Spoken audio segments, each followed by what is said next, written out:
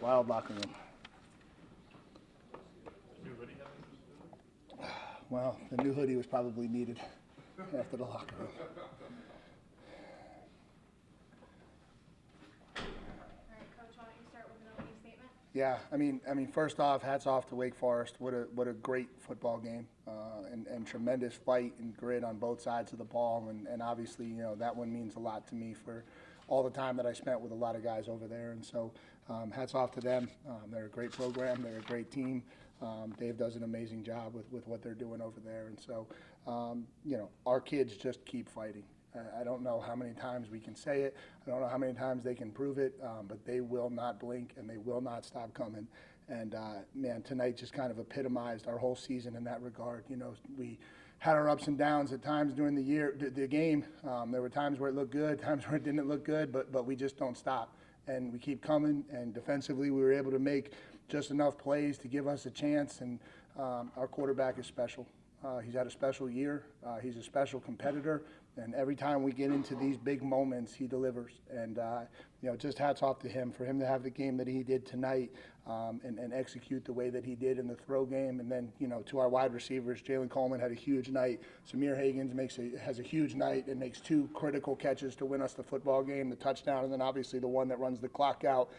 Jordan Moore continues to make plays, and you know, we've gotten banged up over there on offense. We're thin. We don't have everybody that we had to start the year, but it doesn't matter. They just keep playing, you know. And then defensively, we've made that stop all year. You know, we've made that stop in the fourth quarter when we needed to all year, and we did it again today. And you know, no shocker that it was Shaka Hayward and Dwayne Carter making the big play for us on defense. And so I'm just so happy for our guys, so proud for our seniors and the guys that just played their last game at Wallace Wade.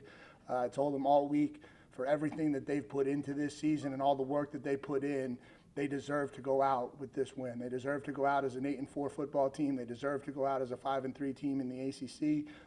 That's how this story should have been ended, and just so proud of them for ending it that way today. Questions? Looking back at when you started this journey, is this how you, I mean, I know you expect it to be a championship type level football team, but could you have ever imagined this amount of success in your first year so quickly with everyone buying in? Yeah, I mean, listen, when you take over and you look at the results and you look at where the program is and the record and all of that stuff, you certainly don't imagine that it's going to flip to 8-4. But when you take over the job, you don't know the character of the locker room. And I think very quickly we learned that there is a lot of character in this locker room. There's a lot of fight in this locker room. There's a lot of kids down there that have a lot of pride in Duke football and making Duke football special again. And as we started to learn that, you know, we knew we were going to have a chance. You know, we knew we were going to compete. We knew we were going to play hard. We knew we were going to throw it all out there every single week. You know, and then I think we've just grown in confidence. You know, we talked about how, you know, maybe it was a little bit of a blessing how the season step-laddered all the way through. You know, we've gotten in this game a couple times with some of the better teams in this conference and haven't been able to find a way to get over the top. And then obviously today, for us to find a way to get it over the top is pretty special. Mike talked about getting the defensive stop in a bunch of games, but the offense hadn't pushed it across the goal line late in some of these games. How important was it to get that touchdown at the end? Yeah, I mean, I thought that touchdown at the end was critical. I thought, you know, for us to score that touchdown when we were losing and be able to take the lead, I thought that was really, really important for how the game played out. You deserve that one. Yeah, no, I mean, obviously, listen, for us to bounce back on offense the way we did, you know, for us to score the touchdown, have it getting taken off, have to punt it back to him, and then go down and Samir to make that contested catch that he makes. And then, like, don't get lost in the fact that I don't think this is the same result if we give Sam the ball back, right? Like, no, there wasn't a single person on our sideline that wanted to see Sam Hartman go back out on that field again. And so for us to finish the drive and finish the game with the ball on offense was almost as critical as scoring the touchdown of itself. And so we made a lot of plays today. I mean, offensively, we made a lot of plays today, and we knew we needed it. We challenged them to do it. We knew they were going to. You know, that's an extremely talented offense on the other side of the field. We just made a few more plays than they did. You finished that final drive by throwing the ball. A lot of teams would just run 3 times and made them use their timeouts. And just talk about that play call and execution of it. Yeah, I mean, they had 2 timeouts, so we weren't going to be able to milk any time off the clock. They were just going to go timeout if we ran the ball, and so we had to get the first. We knew we had to get the first down, and so, we put the big group out there on first down. We didn't really get the run that we hoped to get, and so then, we go out there on second down, and we tagged an RPO on it because we felt like we were going to get a really loaded box, and we did.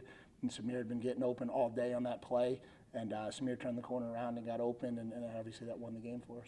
What did you get an 8-minute drive on the first possession? Came away with 3 instead of 7, but still, was that part of the philosophy to be able to string together some long drives and keep Harper and these guys on the sideline? Yeah, I think we looked at how our best way to win the game was going to be, and we didn't call the game conservatively. We knew we were going to have to throw it, so it wasn't really about like trying to slow the game down and run the ball, but we wanted to milk the running clock whenever it was available for us to do that. And so obviously that was a strategy, and we wanted to limit possessions. We wanted to get into halftime in a controlled game where our defense wasn't tired. We played 6 DBs all day today. We really didn't have a lot of depth back there, and so we tried to limit the snap count in the game. I think we were able to keep it in the 70s, which is what we were hoping to do. They played 100 last week. We knew we couldn't win the game if it played out like that. We just didn't have the depth to play that game against them, and so, it was all calculated. What does it say about your program that even your 4 losses by 1 score or less? Yeah, I just think it shows that there's a lot of fight in there, and we've talked about this before, but, every game that we've lost, there has been a point in that game where people thought it was going to become a blowout, and there was a point where people could have turned the TV off, and these kids are so resilient.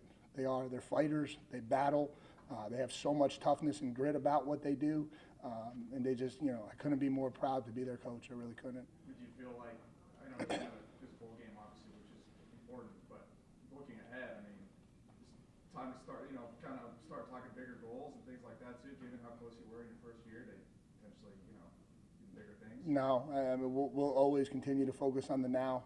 That'll be the most important thing that this program focuses on.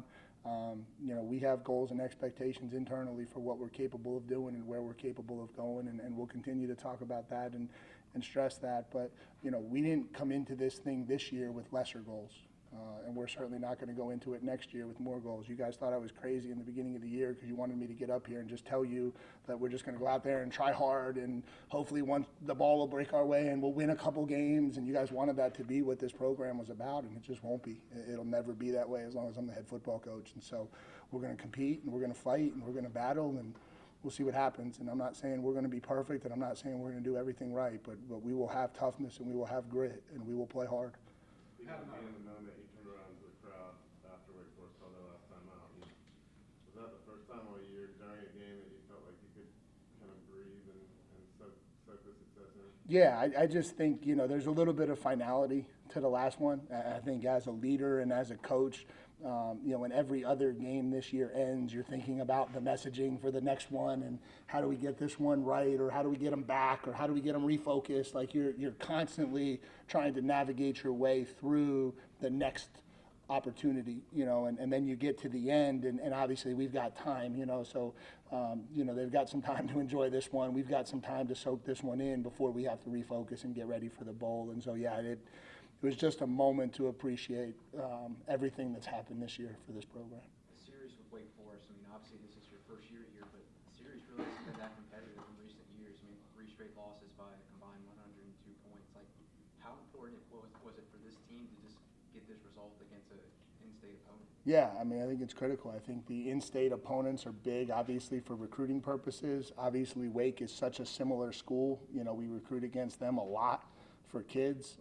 A lot of people questioned at the beginning of this thing, how long would it take?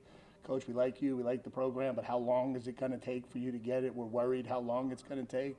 I think we put down a marker this year about how long it's going to take for Duke football to get competitive. Coach, Pat and I were talking about, I think it was probably around the 3rd or 4th quarter, that Riley was just having an unbelievable game. Everything was looking perfect for him. I know for you, because you're always seeking to get better, but was this the perfect kind of game for Riley? And just an unbelievable experience? Yeah. I don't know if I would use the word perfect, but he keeps doing this, right? We talked about this at the presser on Monday, right? That it was going to be a big time matchup of quarterbacks. everyone was going to talk about the other team's guy. And listen, Sam is phenomenal, and Sam is a warrior, and he's done some amazing things on the college football field, and he'll be remembered at Wake Forest as one of the greatest quarterbacks they've ever had. But our kid's pretty good, and our kid's pretty competitive. And every single time that you guys make these matchups about the other guy, he responds. And today we were able to respond and finish it, and that was really important. What type of emotions were you feeling going up against a mentor of yours, Dave Clawson, in a back-and-forth competitive game and coming through it?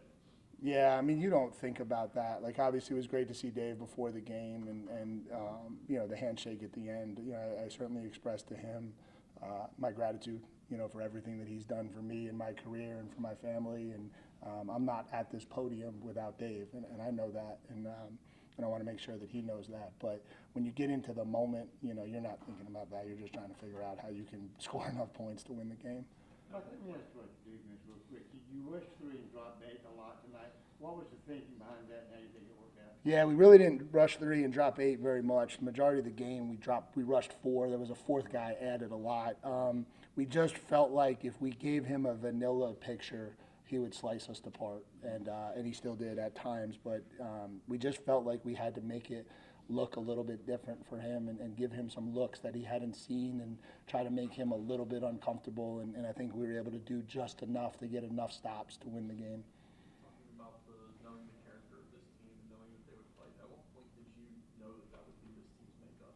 Yeah, you know, probably when I stood in front of them in fall camp, and like, I think the piece of this that got missed was like, you look around the landscape of college football right now where everybody's looking to leave, right? And everyone's looking for the next option and the next opportunity, and we certainly had some guys in this program that did that. But from the time I stood in front of them in January at the first team meeting until the time I stood up in front of them in fall camp, we had very little attrition. We had very little kids backing out. We had very few kids not wanting to be part of this. And you know, it was not easy. You know, the offseason was not easy, and it wasn't, it was designed to reinvest this program in football. And if they made it through it, I knew where we would be. And I stood up in front of them in fall camp, and I told them, I said, they're going to question a lot of things about this team, but you know, we started this thing with about 111 names, and we're here with about 109. And that doesn't happen around the country. And so that's special. And at that point, you felt like you had the resolve and you had built some of that grit that you needed.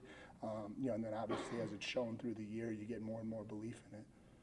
Thanks, Coach. Yeah, thank you guys. Appreciate you guys all year. Congrats.